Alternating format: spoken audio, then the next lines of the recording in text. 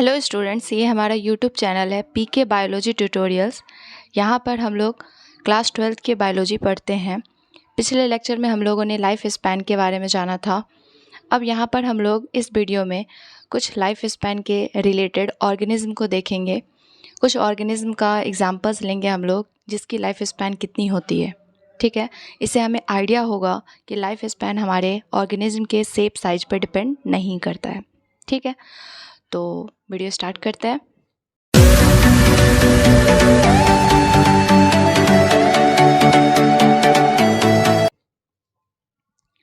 Firstly हमने जो है यहाँ पर कुछ टेबल के फॉर्म में बना रखा है एग्जांपल्स, और इसे हम लोग देखते हैं। फर्स्टली बटरफ्लाई की जो लाइफ स्पैन है 1 to 2 वीक्स है। क्रो की लाइफ स्पैन 15 ईयर्स है, जो कि हमने पिछले क्लास में भी देखा था। पैरट की लाइफ स्पैन 140 ईयर्स है। Crocodile 40 years. Fruit fly 1 month, जिसे हम लोग 2 to 3 वीक्स भी बोल सकते हैं। ठीक है, ये फ्रूट फ्लाई आगे के चैप्टर्स में इंपॉर्टेंट हो जाएंगे, क्योंकि कुछ साइंटिस्ट ने इस पे वर्क किया था और कुछ रिजल्ट्स निकले थे यहाँ से जेनेटिक्स के टर्म में। ठीक है, तो इसे हम लोग आगे भी पढ़ेंगे। नेक्स्ट है हमारा राइस प्लांट, जिसकी लाइफ स्पैन 4 मंथ है। Tortoise 100 to 150 years. Elephant 60 to 70 years. Dog 10 to 15 years. Horse 50 years. Banyan tree 200 to 300 years. Banyan tree हम लोग किसे बोलते हैं? पीपल की जो पेड़ होती है ना, उसे हम लोग बनियान ट्री बोलते हैं, जिसकी लाइफ स्पैन भी अच्छी खासी होती है 200 to 300 ईयर्स। राइट, नेक्स्ट है हमारा रेड वुड ट्री, जिसे हम लोग सिकुया बोलते हैं, और ये हमारे जिम्नोस्पर्म कैटेगरी से बिलोंग करता है। जिम्नोस्पर्म हमारे प्लांट की एक कैटेगरी है जो कि एंजियोस्पर्म से पहले आता है। एंजियोस्पर्म हमारे सबसे एडवांस्ड फॉर्म है प्लांट के, और उससे जस्ट पहले जो जिम्नोस्पर्म है, जिसके सीड नेकेड होते हैं, उसके ये एग्जाम्पल है। ये काफ़ी विशाल जो है ये पेड़ होता है, और रेड वुड इसके जो स्टेम होते हैं वो वुड जो कि रेड कलर के होते हैं, और इसकी लाइफ स्पैन बहुत ज़्यादा होती है, about 3000 to 4000 years. 3000 to 4000 years. ठीक है, तो ये हमारे एक एक्सेप्शनल है, और यहाँ से क्वेश्चन अराइज होते हैं रेड वुड ट्री की लाइफ स्पैन। ठीक है, देन नेक्स्ट हमारा होगा ह्यूमन बीइंग की लाइफ स्पैन 60 to 70 ईयर्स है। अच्छा बच्चों, ये जो लाइफ स्पैन दी गई है, बताई गई है, ये on an average life span है। ठीक है, एवरेज इन द सेंस कि यहाँ पर वैरी कर सकता है।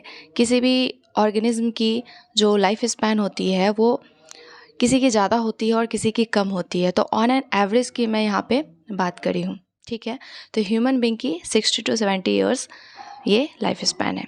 राइट, तो नेक्स्ट जो हमारा टॉपिक होगा वो रिप्रोडक्शन से रिलेटेड होगा। लाइफ स्पैन एक टॉपिक था जो कि हम लोगों ने कंप्लीट कर लिया। इसके कुछ एग्जांपल्स भी हम लोगों ने देख लिए। ये आप लोग को याद करने की ज़रूरत नहीं है, यहाँ पर कुछ कंपेरेबल एग्जांपल दिए गए हैं ताकि आप लोग को समझ आए कि लाइफ स्पैन जो है वो शेप साइज पर डिपेंड नहीं करती है। ठीक है, नेक्स्ट जो हमारा टॉपिक होगा ये है रिप्रोडक्शन। ठीक है, और ये बहुत ही इंपॉर्टेंट टॉपिक है रिप्रोडक्शन। रिप्रोडक्शन क्या है बच्चों? It is a biological process in which an organism reproduce there young ones. Young ones को ही हम लोग क्या बोलते हैं? ऑफ स्प्रिंग या फिर प्रोजेनी। ठीक है, विच इज़ सिमिलर और identical copy of their parents. ठीक है, सिमिलर हम लोग किस केस में बोल रहे हैं? सिमिलर हम लोग अगर सेक्सुअल रिप्रोडक्शन की रिजल्ट है तो यहाँ पर हम लोग सिमिलर वर्ड यूज़ करेंगे। राइट, लेकिन यही अगर रिजल्ट ए सेक्सुअल की है तो हम लोग आइडेंटिकल वर्ड यूज़ करेंगे। आइडेंटिकल मीन्स एग्जैक्ट कॉपी अपने पेरेंट्स की होगी। ठीक है, जो भी यहाँ पे ऑफ स्प्रिंग होंगे वो बिल्कुल अपने पेरेंट्स से रिलेटेड और आइडेंटिकल कॉपी होंगे। लेकिन अगर सिमिलर वर्ड है इन द सेंस कि यहाँ पे कुछ वेरिएशंस है, एग्जैक्ट कॉपी अपने पेरेंट्स के नहीं है, तो अगर वेरिएशन आ गई तो वो सेक्सुअल का रिजल्ट है, और अगर वेरिएशन नहीं है तो ए सेक्सुअल का रिजल्ट है। राइट, तो यहाँ पर रिप्रोडक्शन जो है हमारा एक बायोलॉजिकल प्रोसेस है जो कि हमारे दोनों ऑर्गेनिज्म के लिए है, या तो मल्टीसेलर हो या तो यूनिसेलर हो, ये सब टाइप के ऑर्गेनिज्म के लिए रिस्पॉन्सिबल है। और ये एक ऐसा फिनोमिनन है जो कि हमारे लाइफ के लिए बहुत ज़्यादा रिक्वायर्ड है, क्योंकि ये जो कंटिन्यूटी है लाइफ की, जो इस अर्थ पे बनी हुई है, हर ऑर्गेनिज्म की कंटिन्यूएशन वो रिप्रोडक्शन की वजह से ही है। है ना। अगर कोई ऑर्गेनिज्म रिप्रोड्यूस नहीं करता है तो उसकी जनरेशन आगे नहीं इंक्रीज़ होगी, नहीं बढ़ेगी, और वो वहीं पर उसकी जो है लाइफ ख़त्म हो जाएगी। आ रही बात समझ में। तो यहाँ रिप्रोडक्शन जो है हम लोग देखते हैं कि एक नेसेसरी प्रोसेस है जो कि हर ऑर्गेनिज्म करता है अपनी लाइफ को आगे इंक्रीज़ करने के लिए, राइट। अपनी लाइफ इन द सेंस कि अपनी जनरेशन को इंक्रीज़ करने के लिए, तो उसे ही हम लोग रिप्रोडक्शन बोलते हैं, राइट। तो रिप्रोडक्शन बहुत ज़रूरी है कंटिन्यूटी ऑफ लाइफ को बनाए रखने के लिए। क्लियर है। नेक्स्ट हम लोग बात करें रिप्रोडक्शन। तो रिप्रोडक्शन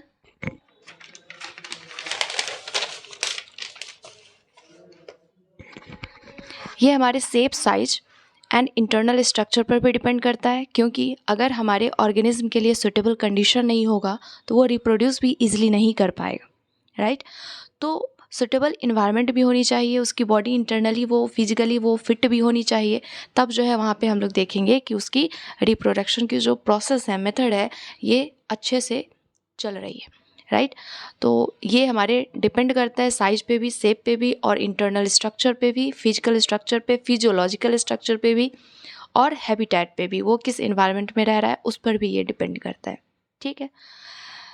तो यहाँ पर हम लोग देखते हैं कि रिप्रोडक्शन कितने टाइप के होते हैं। रिप्रोडक्शन को अगर हम लोग देखें तो ये 2 टाइप के होते हैं, ठीक है बच्चों। Asexual reproduction and sexual reproduction. Asexual and sexual को हम लोग डिफरेंस के फॉर्म में समझ लेते हैं, ये अच्छा होगा हमारे लिए, ठीक। फिर हम लोग कुछ एग्जांपल्स लेंगे एसेक्सुअल के टाइप के, एग्जांपल्स लेंगे किस टाइप के हमारे एसेक्सुअल रिप्रोडक्शन होते हैं, फिर उसके क्या क्या एग्जांपल्स होते हैं, ठीक है।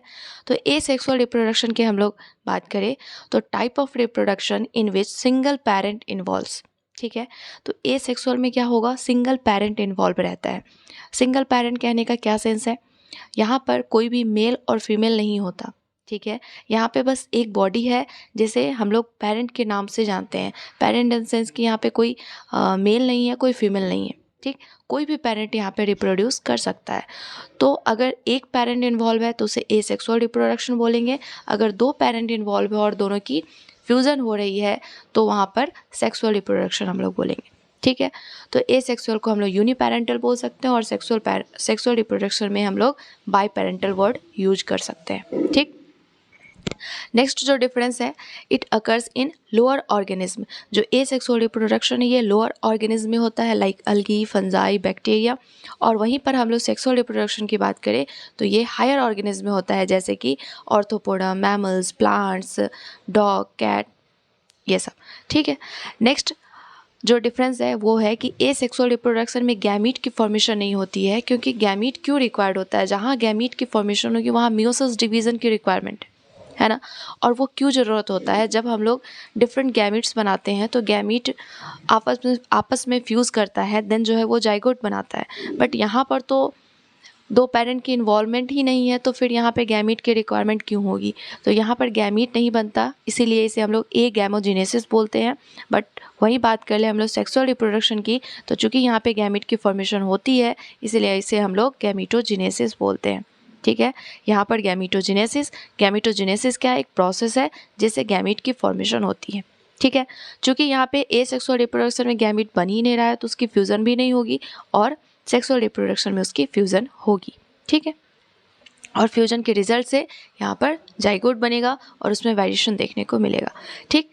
जो एसेक्सुअल रिप्रोडक्शन है इसमें हम लोग जो सेल डिवीज़न की बात करते हैं वो किस टाइप के सेल डिवीज़न रिक्वायर्ड होते हैं, सिर्फ और सिर्फ माइटोसिस डिवीज़न। क्योंकि यहाँ पर क्या है, जो बॉडी है वो इक्वेशनल डिवीज़न मतलब इक्वली डिवाइड करता है, और यहाँ पे 2 डॉटर सेल में डिवाइड हो जाता है, राइट। तो उसे हम लोग बोलते हैं माइटोसिस डिवीज़न। तो माइटोसिस डिवीज़न को अदर नेम से हम लोग जानते हैं इक्वेशनल डिवीज़न, ठीक। ये सब आप लोग सेल डिवीज़न में पढ़ करके आए होंगे। नेक्स्ट जो है हमारा सेक्सुअल रिप्रोडक्शन, इसमें हम लोग बात करें तो इसमें माइटोसिस एंड मियोसिस दोनों रिक्वायर्ड है। माइटोसिस कब, जब सेल की ग्रोथ ज़रूरत हो, जब उसकी नंबर इंक्रीज़ करनी हो, एंड मियोसिस कब, जब उसकी गैमीट बनानी हो, ठीक। क्योंकि गैमीट में जो कंटेंट है वो हाफ हो जाती है, तो इसीलिए वहाँ पर मियोसिस की रिक्वायरमेंट होगी, राइट। नेक्स्ट डिफरेंस की हम लोग बात करते हैं तो ऑफ स्प्रिंग जो इसमें प्रोड्यूस होगा बहुत फास्टली प्रोड्यूस होता है, ठीक है। जो एसेक्सुअल रिप्रोडक्शन है इसमें ऑफस्प्रिंग बहुत जल्दी जल्दी बनता है, क्योंकि ये लोअर ऑर्गेनिज्म में होता है और उसकी लाइफ स्पैन बहुत ज़्यादा नहीं होती है, इसलिए वो जल्दी जल्दी रिप्रोड्यूस करते हैं और जल्दी जल्दी अपनी प्रोजनी बनाते हैं। ठीक, बट वहीं पर हम लोग बात कर ले सेक्सुअल रिप्रोडक्शन की, तो इसकी प्रोजनी बहुत जल्दी नहीं बनती है, क्योंकि यहाँ पे काफ़ी टाइम लगता है, क्योंकि इसमें काफ़ी कॉम्प्लेक्सिटी होती है। ठीक है, जैसे कि हम लोग बात करते हैं ह्यूमन बींग की, तो एक ऑफस्प्रिंग को बनने में पूरे 9 मंथ लग जाते हैं, राइट। तो ये बहुत स्लो प्रोसेस है, क्योंकि इसमें कॉम्प्लेक्सिटी बहुत ज़्यादा है। वहीं पर हम लोग एसेक्सुअल रिप्रोडक्शन में बात करें तो वहाँ पे कॉम्प्लेक्सिटी बहुत ज़्यादा नहीं है, बस बॉडी को क्या करना है, एक सेल के है या फिर 2 ही सेल के हैं मान लेते हैं, तो बस डिवाइड करेंगे और वहाँ पे रिप्रोडक्शन हो जाएगा, कोई कॉम्प्लेक्सिटी वहाँ पर है नहीं। ठीक, और यहाँ पर जो ऑफस्प्रिंग है वो बिल्कुल अपने पेरेंट के आइडेंटिकल कॉपी है।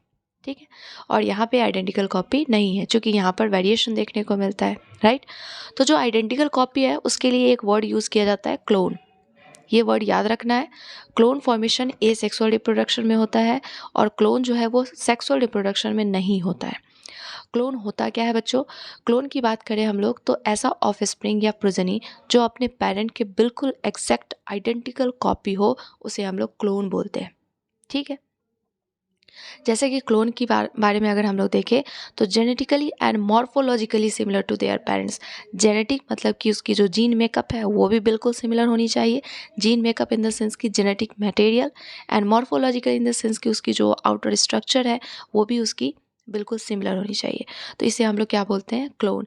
तो क्लोन फॉर्मेशन एसेक्सुअल में होता है, बट वो सेक्सुअल रिप्रोडक्शन में नहीं होता है। ठीक, यहाँ पर हम लोग एसेक्सुअल की बात करें तो इसमें वेरिएशन देखने को नहीं मिलता, बट यहाँ पे सेक्सुअल में हम लोग को वेरिएशन देखने को मिलता है, क्योंकि यहाँ पे फ्यूजन होती है गैमीट की, एक मेल है दूसरा फीमेल है, दोनों की गैमीट मिलेगी, फिर वहाँ पे जाइगोट बनेगा, तो वहाँ पे कुछ वेरिएशन हम लोग को दिखाई देगा।